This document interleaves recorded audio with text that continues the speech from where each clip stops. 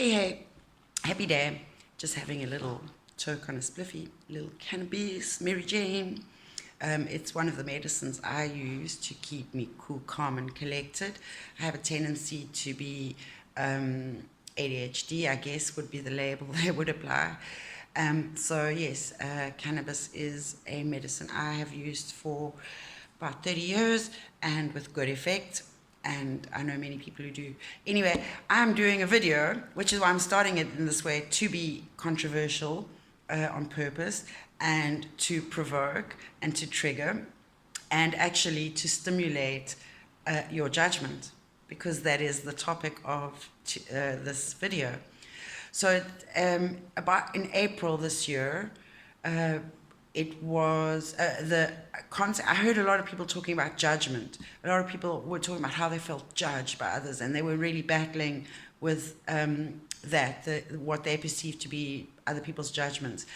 And even though I noted it at the time, I paid attention, and the card comes up from time to time in my tarot card readings. It has come up again this week, 3 times this week for me. And so perhaps it is time to speak to Joe Public at large and you, my special being, the magnificent. So that's important to remember in this video. I did a video on you being magnificent and all that ever was and all that ever will be. And so this video is related to that, and you do need to remember who the fuck you are in order to be able to work with this video on judgment. So judgment, let's talk about that. I have to break it down a little bit. In that there are 2 ways you need to consider this concept of judgment. The first is what you are perceiving from others, whether it's by what they're saying, how you sense they are being towards you, their mannerism, how you're interpreting their mannerisms, their body language. Perhaps it's even as unconscious as being able to smell their antagonism towards you. Anyway, that's the one aspect, and then the other aspect is the self. So if we stop and break it down into a very tangible concept, if you perceive someone or somebody's being judgmental, there are a couple of things going on. There is, number one, the ego is feeling attacked, and thus we often immediately respond with that needing to defend ourselves against an attack. What we need to realize is if we remove the self from that environment and we just looked at the external, at the other, what you would realize is all that you're hearing or seeing or experiencing is someone else telling you about themselves. So if they are saying, oh, you're a cannabis smoker and you must be useless and unproductive and stupid, all they've told you is that somewhere along the line they've been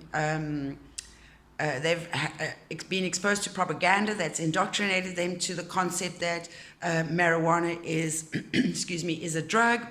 And drugs, we know, have a connotation of being bad. It's a bad word. It creates this whole concept of a whole lifestyle and the people that are involved. So we know this. And so all we're hearing is what someone else, what their filters are, what they've been choosing to believe and perceive about life. They actually haven't said anything about you. Because you have to, again, remember your magnificence and who the fuck you are. So all they're doing are their words.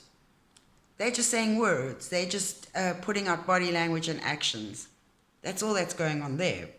And they are telling you about them. So it's a lovely opportunity to understand people better. Then the self. So what happens is we're hearing these words, we're experiencing these actions or vibrations or however we are being perceived to be judged, and we are deciding that what someone else is saying through our own filters. So perhaps something to note when we feel judged, it is actually triggering our own deep personal truth to say, to bring out our own critique, our own judge and jury, as Don Miguel Ruiz talks about in the Four Agreements. But it really, when someone else speaks something and we perceive it, or we triggered by it, that is hitting a nerve, literally, which means it's something we need to look at it within ourselves. Why are we being triggered by that perception? I'm not good enough. I should do better. I'm not worthy. I don't play a valuable role. Whatever. We are being that for ourselves. And I had a realization today. It's a very fine balance between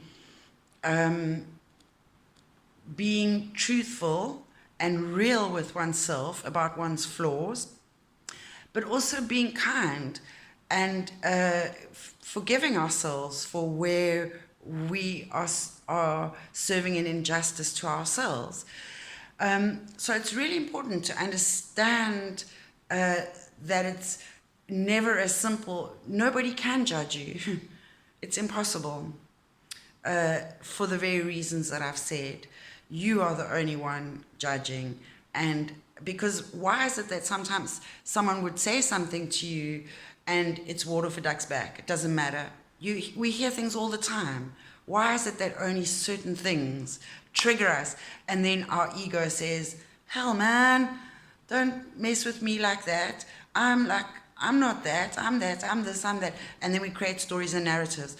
So the fastest way to slash through all of that is to remember that people, if you're feeling judged, ask yourself why you are judging yourself in such a manner. Are you being rational? Are you being reasonable? Are you being kind and compassionate and empathetic to yourself? And then through that, you'll realize that the other is not attacking or judging. They are simply telling you who they are, in which case we could have a lot more tolerance and acceptance because we are not feeling attached to what we perceive someone else to be saying. And then on a final note, with love, intention, and focus, it's always possible to be honest and vulnerable with others in that position. And I'm certainly learning to be vulnerable.